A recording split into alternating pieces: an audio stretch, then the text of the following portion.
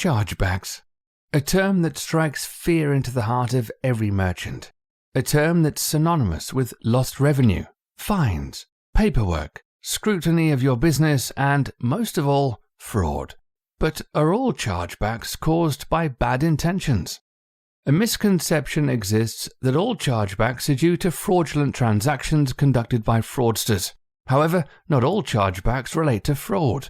Cardholders can raise disputes due to consumer dissatisfaction or misunderstanding, and often opt to do so rather than engaging with merchants to resolve the issue directly.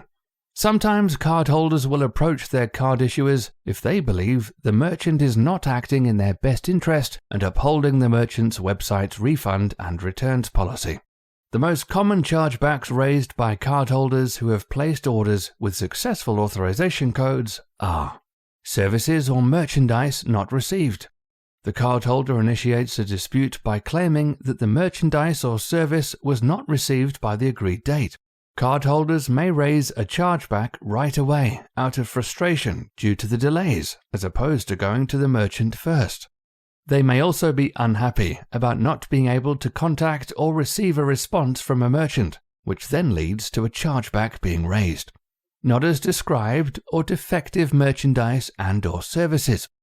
The cardholder raises a chargeback after receiving a merchandise or service that is not as described on the merchant's website, not fit for purpose due to poor quality, or has been damaged during transit.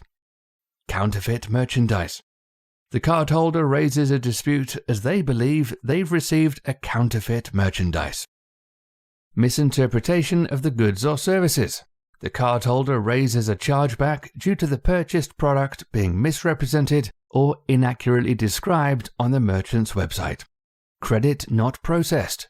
The cardholder initiates a chargeback without contacting the merchant to resolve the issue first.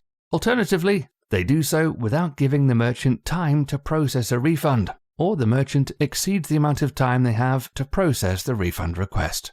This can happen regardless of whether or not the product has been received. Cancelled recurring payments. The cardholder claims that the merchant has continued to take funds after the cancellation of a recurring payment.